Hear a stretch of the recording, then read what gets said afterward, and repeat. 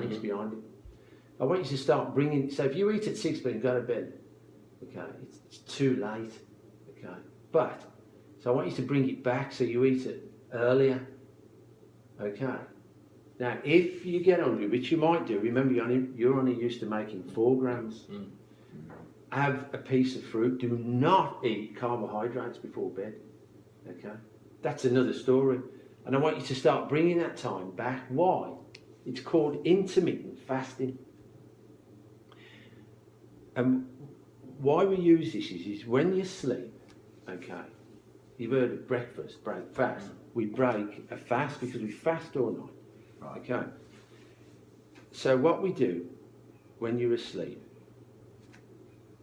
another thing I forgot to mention, if you burn carbohydrates and your glycogen levels in your liver run down too much, you'll wake up early because the cells go, Steve, I need some fuel, get up. When you burn fat, don't happen. Why? Because the lipase enzyme goes, oh, you can stay asleep, I'll just burn some fat. Okay? So, before you go to bed, I want you to start bringing that time back so you eat earlier. It's going to be hard. Okay? But what happens is, magic happens in about 4 weeks. Early, you mean like 5 or 6 o'clock, do you? Well, if you go to bed at 12, which you normally do, ultimately you would have to eat your tea at 5:30, 6 o'clock, but you won't be able to do it because you'll be hungry at night. Yeah. So, but normally, like I said, given when you normally eat your dinner, if you're up at 12, before you go to bed at 12, you'd probably be eating when you normally have dinner 7, 8. Half past 7. Half past 7, 8. So you're having it later. Later, but going to bed later. But you go to bed later, and I guarantee you, sometime before bed, like maybe 2 hours after, there'd be a cup of tea or a coffee and a biscuit or something, or some little thing you'd have, snack before bed. Sometimes, yeah. This is why, because of I do it like this because in the work day, or you got to have a big breakfast, 25% more, reduce the carbohydrates, put in the fats, so we have more in the middle and the start and the middle of the day. So your work day is pretty. There's no heroics going on. Okay. So when you come home, then what we do, we force the cells into an emergency situation when you're fast asleep. So what we do is we start bringing that time back. Okay. But I want you to eat lighter as well, because what happens is magic happens. It takes about 3 to 4 weeks. The cells go, exchange the fuel. Do they? And then basically what happens is when you're asleep, okay, the liver releases glucose it's glycogen, and it converts it to glucose, so it keeps everything ticking away nicely while you're asleep. Okay. Now, if you go to bed hungry, okay, this is perfectly healthy, okay? It's even optimizing your health, because what it will do, if you go to bed a little bit hungry, not too much, because you won't be able to sleep, okay? Because remember, I've been through this, so I know. So you're going to start bringing that time back. So earlier, you've got to eat earlier, and go to bed a little bit more hungry. So when you're asleep at 2 o'clock in the morning, okay, when your glycogen levels are low, and the cells go, well, he's asleep. He can't put any, this is why you wake up. He's asleep. Right. Okay. So we put the cells into an emergency situation. You're asleep, you can't put any fuel in, you're asleep. So the lipase enzyme says, don't worry, I'll take care of it. Okay. So then he'll start burning fat because there's no fuel going in. Okay, so that's called intermittent fasting, but you've got to start, there's a bit of pain involved, but you've got to start bringing that time back.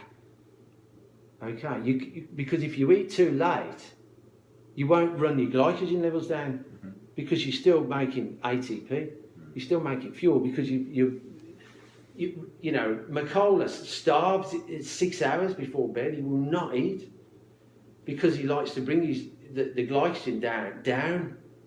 Okay, and then the body has got nothing. Well, there's glycogen in the muscle. It would use the fat. And then what that does, it forces that enzyme to work. It forces the enzyme to work. So then, all of a sudden, after about 3 weeks, when you get hungry, because you've reduced the carbs down, okay, and the cells are going, well, he's changed the fuel. What are we going to do? So they call up Mr. Lipase and said, look, he's changed the fuel. We've got no fuel. You've got to come back to work and help us. So then he starts burning fat. So then slowly, when you do get hungry, you won't have that almighty hunger because he will burn some fat that you've already stored. So that $20 you put on 20 years ago, you'll get your $20 back. See, I don't buy a lot of food, but the food I do buy is as high as quality as I can get. Yeah, it's true. Do you know what I mean? So, and if you become fat adopted to burn, so you adopt your cells, which are your body basically, to burn fat, okay? Because in every cell, apart from the red blood ones, we have mitochondria. Every one in the body, no matter if it's a brain cell, eye cell, finger cell, bum cell, whatever you want, they all have mitochondria, all got power stations, they all need constant fuel. Basically, we eat food, it goes down the esophagus, okay, it gets broken down in the stomach with hydrochloric acid and pepsin, okay, goes into the small intestine, and the villi in the small intestine suck out food molecules called electrons, and that's how we survive, that's it, okay, but if you're going to bed and you're making energy, so you've still got the engine of life going, okay, it just messes you all up, okay, and cells become, you are addicted to sugar. Well, I was saying about this the other day on TV about how our entire culture in sweet things, our palate has changed, that we now have far more sweeter things than we ever had before, and the body demands that level of sweetness because we get used to it. You know, the other thing that I read, and I think it's true too, is because they're empty calories.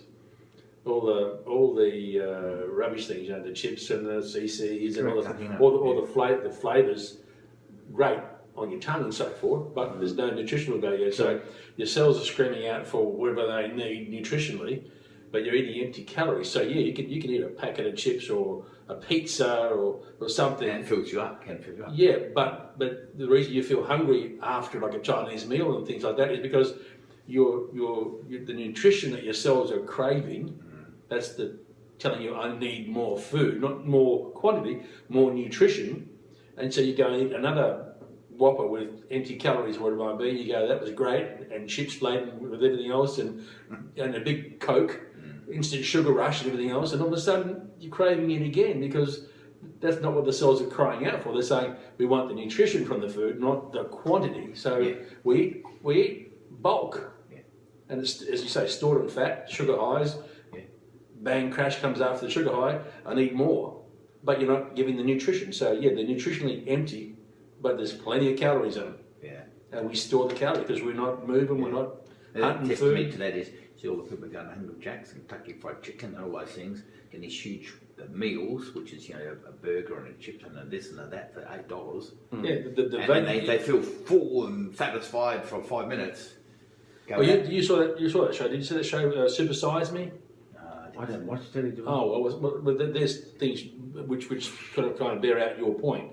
Is in America, like I said, they produce a lot of food, crap food, with high fructose corn syrup and all the rest of the things. But when they supersize you in America, it's like you get like 2 liters of Coke. No. And when you go and you just want to buy that Big Mac or that Whopper, but you never buy it because they price it. If you want to buy that Big Mac, it's going to cost you $4, but for $4.50, we'll give you a giant fries and a giant Coke. So it's better value. I'm getting 3 other things. I don't even want the burger, but you get the 3 things. The 3 things come to your table, and because, like most people, you bought it, so you're going to bloody eat it, aren't you? Yeah, that's right. You paid for it. And then the sales people are trained. Would you like fries with that, or would you like to upgrade to large for 50 cents more? And people go, 50 cents more. They stop remembering what they went in to buy and they get sold something because it's cheaper. And then they sit down like this, and then all of a sudden, should see this guy. They're like this, and they walk in, and all of a sudden, they need more than that, so they order twice, and that's just lunch. So you're saying, and then they go back in 3 hours later for the same size meal again. so you're saying that they're sneakily making us become addicted, making those people become addicted. Thank you. You took the words out of my mouth. It is, You and did. it's a sugar addiction because it's in everything there, and it's the wheat. And like I said, the nutritional value, there's more nutritional value, I reckon, in the sauce, even though that's full of sugar. Is that right? The sauce that goes on your pie, Barbecue. than there is in the pie. Is that right? It's because of that enzyme's not available. Yeah. These almighty people in America, Yeah. get horrible disease. They'll get cancer. Well, Most most of them of can't them. get out of bed after a while. They're And- huge, aren't they? Big fat can't get out of bed. Well, he can't use the fat on his body. He keeps getting hungry because leptin is turned off, and Right. he can't. He basically lipase enzyme. Gets down regulated. Right. Okay, because the cells basically don't. The body doesn't want you to die. Yeah. It does everything to try and stop it. Okay, so that gets downplayed. Okay, so you can't burn the fat on your body, so you can't hold normal body weight if that enzyme isn't working. I'll guarantee you, if you become fat adopted, so you take the carbs out and you put in healthy fats, okay, you will lose all your weight. Okay, you will not. If you have to, you will not break. My mother lost 6 kilos. She never broke a sweat over the period of 5 months. You don't need to break a sweat. They were saying the other day, again, on one of these health things I was watching, it said exercise is good, but it doesn't necessarily make you lose weight. It's what you put into your gob is the thing that makes you lose. That's the most important thing for reducing weight the loss. waistline. Yeah, exercise is good. Don't get me wrong. Do you know what But exercise a lot of people does? think, just exercise for hours and hours and run around the block, and that's not really doing No, but it a whole lot. depends on their purpose. Like I said, you got muscles, and you want to increase the size of them, or you want to be a fast runner, that's good. or something. Yeah. There's a reason for it, and you Yeah, have that's true. You have to move things. Like if you just sit, you ever watch that? You don't watch TV, but there's a movie. What was it called? Disney movie, doesn't really matter. But it got to the stage where civilization got so advanced that everything was done for you, All right. right? And you flew around. You just sat down and The Jetsons. yeah, almost. But Earth was uninhabitable, so they flew you around in this spaceship, waiting for Earth to get better again, and then bring you back. But everyone had got so fat, and their bodies had got so out of shape and out of tone, no muscles, they couldn't even walk in their legs because their leg muscles aren't used to walking, so they're just these blobs, basically, which you just got press the button and intravenously goes in sugars and keeps everyone happy for a while, and you just became It's called a smoothie. well, whatever. But what I'm saying is, like, yes, in normal life, I mean, you got to move. Let's say move it or lose it. You walk or do something. Yes, you will burn calories, which will aid you in weight loss. But it's what's going in here 90% of the time. But you still need to keep things moving. You need to keep your balance and everything else so that you're Keep it a better, a more able person as you get older. Because you don't use these things, balance everything else, then all of a sudden you come 80 or 81, you close your eyes and you fall over. You have to do a little bit. I'll tell you about getting dizzy, but I forgot to add on this that you realise that what I've suggested to you is for this unit. Yeah, I do. Yeah, I understand that. I've got no insurance. I'm not fully qualified. Yeah, I understand. Okay, it's all right. I meant to do that at the start. Why do old people need a Zimmer frame? I believe, and what I've learned from Monty is methanol basically depletes minerals. So if you eat methanol and the formaldehyde, that's a fact. You can go online and check that out. But they reckon it turns to formic acid. But formaldehyde's so reactive, the body just wants to get rid It of just it. leaches the minerals and things that you're. It does, yeah. So it's So you're saying people are, as they get older, are needing a Zimmer frame because they're not eating the right Well, food? over their life. No, most of them are mineral deficient, but because they're not aware of it, I mean, and their siblings are not, Mum has IV regularly, and